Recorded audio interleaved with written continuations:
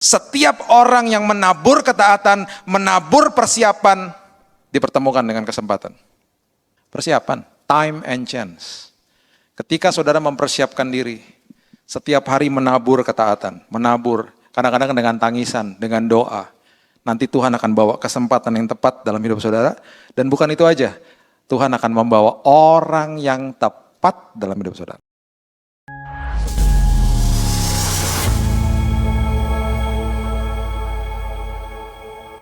Kami serahkan hidup kami, hati kami dalam tangan Tuhan, Roh Kudus yang bicara. Di dalam satu nama, Yesus Kristus Tuhan kami berdoa. Kita sambut firman Tuhan, kita sama-sama katakan, amin, haleluya. Silakan duduk, shalom. Oke. Firman hari ini berjudul Fight to Win, dikasih tema itu. Kalau saudara membaca ini dan merenungkan ini, saudara harus bisa membedakan apa yang saya usahakan dengan diri saya sendiri, kemudian pasti dengan pertolongan Tuhan, tapi saya harus tetap berusaha, dan saya harus mengambil keputusan, dan apa yang saya harus serahkan dalam tangan Tuhan. Itu harus dibedakan, itu harus dimengerti, supaya kita tidak salah melakukan yang namanya dalam tanda kutip peperangan rohani. Di dalam kehidupan ini, kita berperang melawan 3 hal, iblis, dunia, dan diri sendiri. Dan yang paling berat adalah diri sendiri. Oke. Iblis sudah dikalahkan, dia hanya bisa mengaum-ngaum dan mengganggu saudara, dan dia selalu akan menabur kebohongan demi kebohongan, dan selalu aksesnya pertamanya pasti masuk ke dalam pikiran. Pikiran itu adalah alam sadar. Kalau saudara baca terminologi hati di dalam firman Tuhan, itu alam di bawah sadar. Jati diri manusia itu dibangun, kemudian diisi, kemudian menjadi fondasi yang ada di dalam hati manusia. Alam bawah sadar. Jadi apapun yang kita terima di alam sadar kita itu masuknya pasti aksesnya lewat pikiran. Kalau repetisi terjadi berkali-kali, itu semuanya akan terdeposit, masuk dan tersimpan di dalam hati. Hati. Bahasa Inggrisnya pikiran itu mind, bahasa Inggrisnya hati adalah heart. Jadi kalau membaca Alkitab, terminologi ini harus kita bedakan dan ini adalah pengertian-pengertiannya. Nah, iblis sudah dikalahkan, kemudian dia akan hanya bisa mengaum-ngaum, mengganggu saudara, dia tidak akan bisa lakukan apa-apa. Kalau saudara pernah ikuti khotbah saya tentang perjalanan di dalam lembah padang gurun atau lembah kekelaman, makanya Daud menyebutkan itu, disebutnya lembah bayang-bayang maut dalam bahasa Inggrisnya, itu dia sedang memberitahu sebenarnya sebuah transisi. Jadi di Alkitab bahasa Inggris itu sebenarnya kalau saudara pelajari bahasa aslinya, di perjanjian lama itu banyak sekali hal-hal yang akan transisi masuk ke dalam perjanjian baru atau zaman kasih karunia. Salah satu contohnya adalah ini. Dia memberitahu bahwa sebentar lagi kelak akan terjadi, iblis akan dihancurkan. Ya, kekuasaan akan kemudian diberikan kembali ke dalam tangan manusia. Tuhan bangkit, resurrection terjadi. Jadi memang dunia masih dicengkram sama iblis. Tapi kehidupan saudara bisa penuh dengan kemenangan. Kenapa? Karena ada kuasa kebangkitan.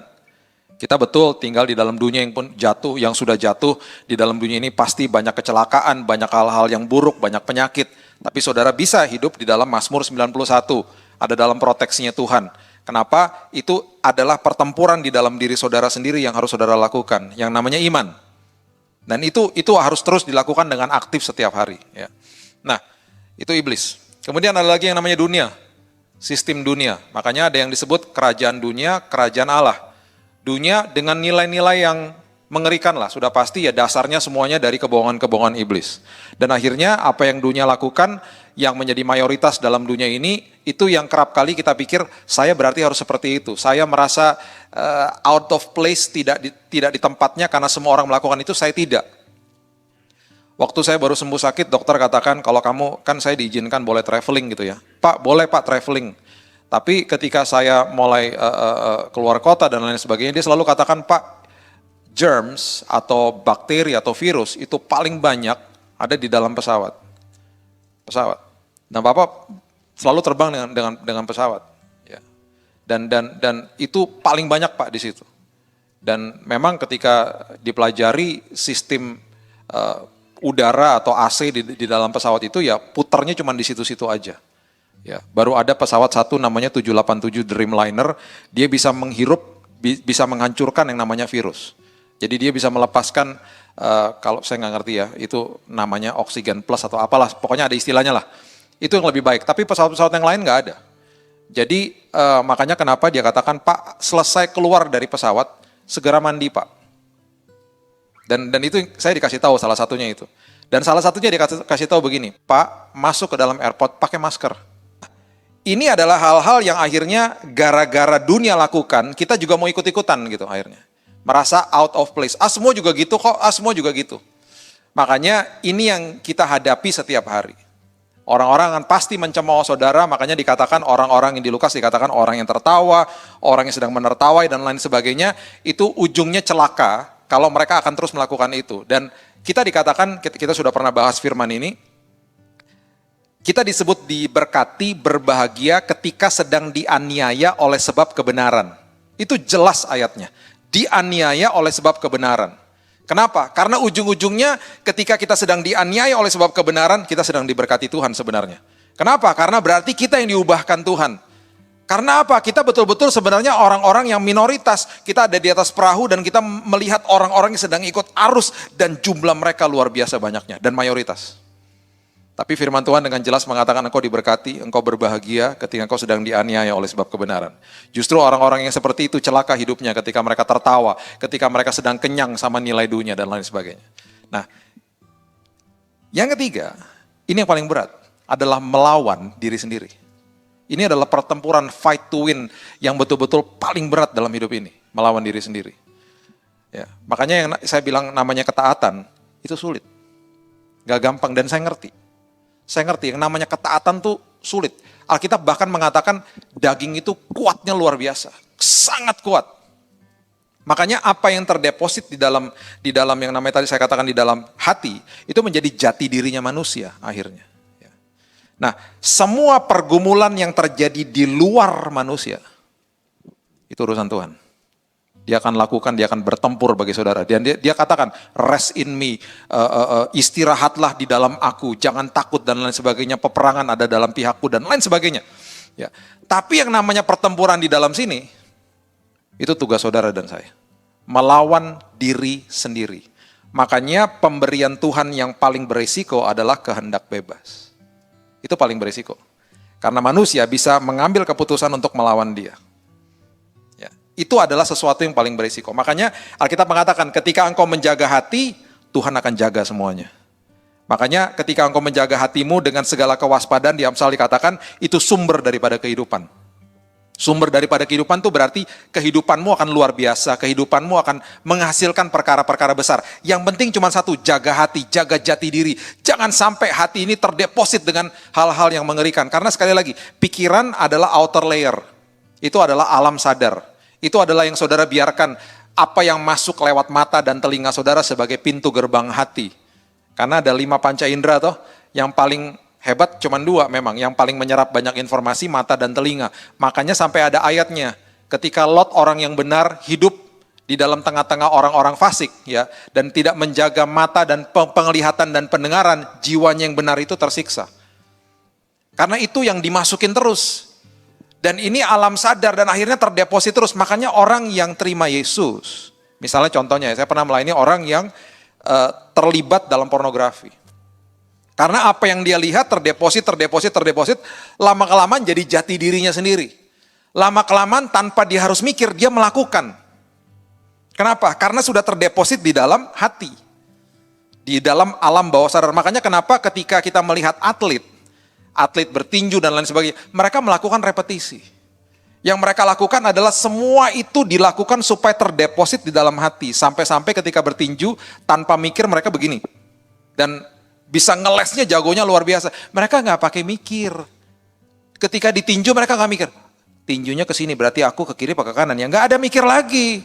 Udah keburu ketinju. Mereka lagi bertinju kayak Muhammad Ali. Saudara bisa lihat tangannya ke bawah loh. Kadang-kadang dia cuma begini-begini aja. Nggak kena. Kenapa? Karena latihannya repetisi. Jadi ketika yang dilakukan seperti itu setiap hari repetisi yang kita masukin lewat pikiran, itu lambat laun akan menguasai hati, alam bawah sadar, dan itu jadi jati diri. Makanya ketika repetisinya hidup intim, jati dirinya luar biasa. Karena apa yang saudara keluar dari hatimu, apa yang terpancar dari hatimu, itu adalah sesuatu yang akan meresponi apa yang terjadi di luar. Makanya ketika mau tahu orang aslinya kan selalu ketika melihat mereka di dalam tekanan, keluarnya apa? Apa yang terdeposit di dalam situ. Saya baru nyadar bahwa saya ini ternyata, paling gak bisa sama hal-hal yang terjadi di jalanan di Jakarta. Saya gampang marah tadinya sama motor-motor yang kurang ajar. Karena apa? Terdeposit lihat papa saya zaman dulu begitu.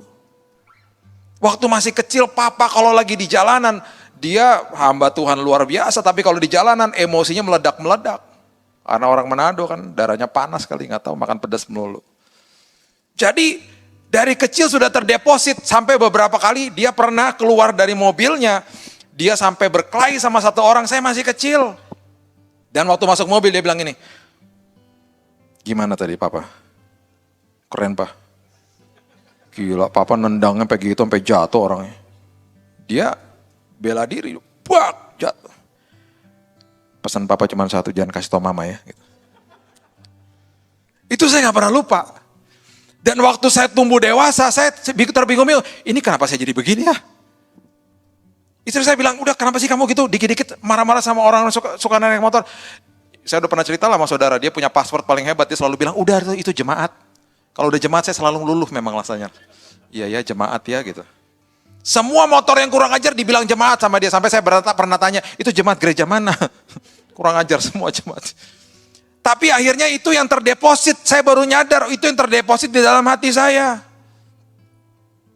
Oh gitu toh, akhirnya saya baru nyadar untuk menginstall ulang susah. Kan semua yang sudah terdeposit, istilahnya kalau komputernya sudah penuh dengan virus, itu kadang-kadang mesti di-reboot ulang, di-install ulang. Diganti software baru kadang-kadang. Jadi yang namanya kemudian bergumul di dalam sekolah kehidupan di aspek itu, nggak gampang. Sampai jadi berkemenangan, kan nggak gampang. Coba boleh minta 3 orang ke depan sini. Dulu saya minta pria, coba wanita deh boleh deh. 3 wanita ke depan sini. Nggak disuruh ngomong nggak, cuma berdiri aja. Cepat aja di sini bertiga. Cuma berdiri aja, senyum aja. Yang penting bisa senyum ya di sini aja. Biar nggak ngeri teman-temannya lihatnya. Jangan dibawa di atas sini. Ya, dekat saya aja sini ya. Nanti pasti banyak urapannya, udah tenang aja. Ya, sini aja bertiga. Nah, saya udah pernah kasih contoh ini supaya saudara ingat aja ya. Ini analoginya berbeda. Ya, ini layer yang paling luar. Dia tubuh nih.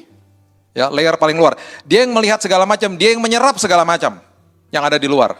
Yang tengah ini adalah jiwa. Jiwa itu ada kehendak, ada keputusan, ada emosi di jiwa. Ini pertempuran yang kita hadapi setiap hari loh. Nah, kemudian yang di paling dalam itu adalah roh. Itu nggak kelihatan. Itu nggak kelihatan. Ya, berdiri dulu ya, jangan kemana-mana ya. Kita baca firman dulu. Ntar saya balik udah hilang lagi. Tunggu dulu. Di situ dulu ya. Baca dulu firman ini ya. Coba baca ini. Yeremia pasal yang ke-31 ayat yang ke-33. Yeremia pasal yang ke-31 ayat yang ke-33. Tetapi beginilah perjanjian yang kuadakan dengan kaum Israel sesudah waktu itu, demikianlah firman Tuhan. Aku akan menaruh Tauratku dalam batin mereka. Bukan di loh batu lagi loh, dalam batin mereka. Dan menuliskannya dalam hati mereka. Ini yang saya bilang, di perjanjian lama banyak ayat-ayat yang sudah mulai transisi masuk ke dalam perjanjian baru. Ya, salah satunya adalah misalnya gini, 1 Samuel 15 ayat 22. Pengorbanan, ya, ketaatan lebih dahsyat daripada pengorbanan. Karena zaman dulu orientasinya pengorbanan. Ini salah satunya juga begitu. Yang tadinya Taurat ditulis di atas 2 loh batu, kemudian sekarang ditulis di dalam batin. Ya kan? Dan menuliskannya dalam hati mereka. Maka aku akan menjadi Allah mereka dan mereka akan menjadi umatku. Pengertian hati itu adalah rohnya. Jadi ketika terima Yesus, kemudian ini diperkuat sama Paulus. Saya nggak punya waktu, nanti catat aja, baca di rumah 2 Korintus 3 ayat 3. Itu Paulus mempertajam di perjanjian baru. Semua yang tadinya ditulis di atas loh batu, sekarang ditulis di atas loh hati. Roh. Nah ini dia nih. Ini kan roh. Ya, ini roh. Kamu roh ya. Kelihatan kan dia rada-rada ngawang-ngawang kan, ngeroh soalnya, ya kan. Kalau dipegang nembus nih. Nah, ini semua kebenaran ditulis di sini. Jadi ketika terima Yesus semuanya diletakkan di sini, di roh ini. Ada kekudusan, ada iman, ada segala macam di sini. Nah, ini yang namanya jiwa ini, dia terhimpit di antara dua ini. Dua elemen ini. Jadi ketika dia terima Yesus sebagai juru selamat dan Tuhan juga memberikan kehendak bebas, ini kan setiap hari punya panca indera tubuh ini. 5 panca indera, melihat, penglihatan, pendengaran, penciuman, kemudian ada 2 rasa, 2 taste. Ada di lidah, ada di kulit. Yang saya katakan tadi yang paling menyerap banyak informasi adalah mata dan telinga toh. Jadi dia yang terus menyerap informasi setiap hari. Dia menyerap informasi setiap hari. Kemudian mulai terdeposit pelan-pelan ke dalam jiwa. Jiwa. Nah, jiwa ini yang setiap hari konflik di dalam sini. Ini yang kita harus paham. Saya ini pertempuran saya ini ada di dalam jiwa. Jiwa adalah mediator antara roh dan tubuh.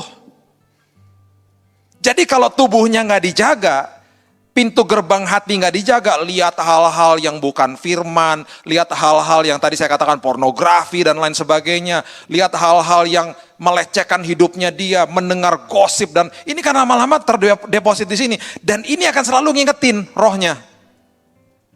Jangan, kan udah terima Yesus, udah ada kebenaran di sini. Makanya kalau lahir baru, sepertiganya sudah disempurnakan. Apa yang disempurnakan? Rohnya.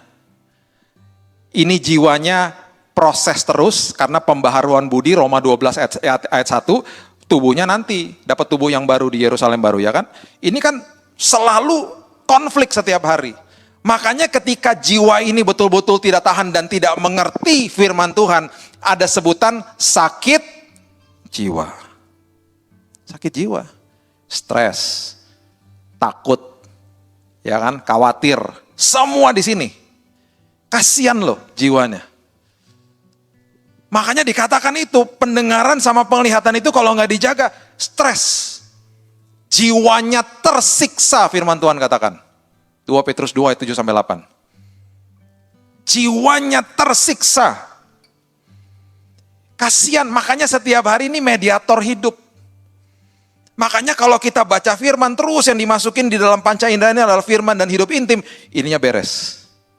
Nanti satu waktu akan ada kesengsaraan, kesulitan, ujian, dan cobaan.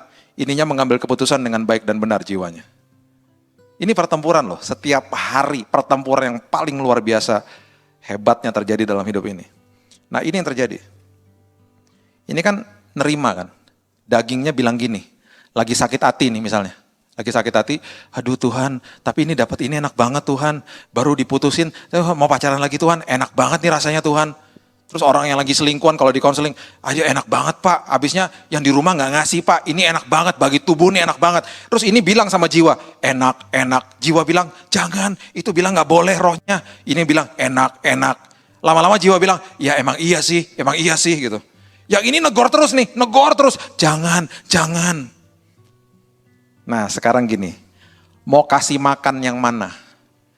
Ini dikasih makan lebih banyak, ini akan berkuasa. Itu dikasih makan lebih banyak, itu yang berkuasa. Itu aja pilihannya. Itu dikasih makan lebih banyak dengan firman Tuhan, dia akan berkuasa. Dia akan mengambil keputusan dengan baik dan benar. Gak mau. Makanya ketaatan ketika tidak ditunda luar biasa. Ketaatan ketika ditunda bablas. Kalau kita salah jalan 5 menit, baliknya lebih cepat daripada salah jalan 2,5 jam. Betul gak? Makanya ketaatan jangan ditunda. Besok dinginan saya akan bahas tentang kalau kita menabur persiapan, itu akan membawa kita kepada kesempatan. Kesempatan di dalam waktunya Tuhan. Persiapan itu apa? Ketaatan. Ketaatan itu apa? Mendengar, lakukan. Jangan ditunda. Jadi kalau udah dengar firman kayak begini, jangan ditunda. Makanya saya katakan memang berat. Jiwa ini berat. Nah, lambat laun ketika ini menguasai jiwa, walaupun ada godaan di luar sini, tapi jiwa mengambil keputusan dengan baik dan benar, itu yang Alkitab sebutkan, lebih daripada pemenang. Jadi lebih daripada pemenang bukan karena kita hadapin masalah, terus kita lewatin masalah, kita berhasil, terus kita merasa bahwa, oh kita berhasil melewati masalah, itu Tuhan yang lakukan semuanya, betul. Tapi di satu sisi juga, kita dikatakan lebih daripada pemenang, karena itu mengambil keputusan dengan baik dan benar. Sekali lagi ya, Yang Tuhan lakukan adalah yang di luar manusia. Tapi yang di dalam manusia, Tuhan akan berikan kebebasan untuk memilih. Makanya di perjalanan ke Emmaus, kalau hadir di ibadah terakhir di sini yang saya khotbah di Manyar, saya katakan Tuhan berbuat seolah-olah ingin meneruskan perjalanan, dia tidak akan paksa saudara. Dia akan kejar saudara, dia akan tegur saudara, dia akan lakukan semuanya. Di satu titik dia tidak akan paksa saudara. Semua perubahan di dalam diri saudara, itu terserah saudara. Dan ketika itu terjadi, saudara dikatakan lebih daripada pemenang. Silakan duduk, berikan tepuk tangan buat mereka bertiga. Ngerti ya? Jadi setiap hari ingat mereka bertiga kalau lagi ngalamin pergumulan hidup ya. Itu saya punya jiwa loh di tengah itu loh. Di tengah itu saya ada jiwa loh, mediator saya. Ya, dan saya harus mengambil keputusan dengan baik dan benar. Semua sudah ditulis sama Tuhan. Kebenaran sudah ada. Makanya gini. Setiap kali kita lakukan ketaatan, hati kita damai. Pasti gitu. Sekarang contohnya. Karena apa? Sudah ditulis soalnya. Sudah menjadi bagian hidup. Ketaatan itu sudah menjadi bagian hidup. Kenapa? Ketika terima Yesus, semua atribut dan nilai surgawi diletakkan di dalam roh toh. Jadi dia terus yang negor kita gitu. Dia ngasih tahu sama kita. Nah, ketika itu sudah ada, makanya ketika kita melanggar pasti nggak damai. Contoh simple sederhana. Lampu lalu lintas saudara langgar. Lampu lalu lintas. Saudara nggak mungkin tenang-tenang aja langgar. Pasti udah gini lihat-lihat spion. Ada polisi nggak? Pasti gitu. Iya. Benar nggak? Ada polisi nggak? Aduh, ya ampun. Nggak ada polisi. Udah tenang banget, ya kan? Karena melanggar. Kenapa? Itu karena saudara sudah ada ketaatan di dalam sini. Dulu saya waktu masih kuliah di Amerika, saya melanggar speed limit. Kan 55 miles per hour ya. Pakai miles dia. Saya jalan 90 miles. Saya nggak tahu tuh berapa ratus kilo. 200 kali ya, saya lupa ya. 90 miles. Wah kencangnya minta ampun. Di sebelah saya ada mobil. Mobil Chevrolet Camaro, saya nggak pernah lupa. Tuh mobil sport. Wah dia di sebelah saya, di belakang saya dia pertamanya. Saya bilang, wah ini mobil kencang juga nih. Saya tambah kencang. Dia kejar juga tambah kencang. Mepet sama saya. Saya dalam hati, kurang ajar nih mobil nih. Tiba-tiba. Mobil kan ada grill depan, ya di grillnya nyala, lampu muter-muter. Ternyata dia polisi. Saya berpikir selama ini polisi mesti ada lampu di atasnya toh. Jadi karena nggak ada polisi, saya berpikir bahwa dia bukan polisi, saya ngebut terus. Ternyata lampunya di depan grill. Dan memang mobilnya bukan mobil polisi biasa, dia pakai mobil sports. Dan saya nggak bisa lihat pintu sampingnya karena dia di belakang saya. Jadi waktu dia stop saya stop, saya menepi, saya disuruh keluar. Saya lihat mobilnya, ya ampun polisi semua tulisannya. Dan saya didenda 3 juta kalau waktu itu di kurs ke Indonesia, 3 juta rupiah. Terus dia bilang gini sama saya, gak tahu ya saya polisi.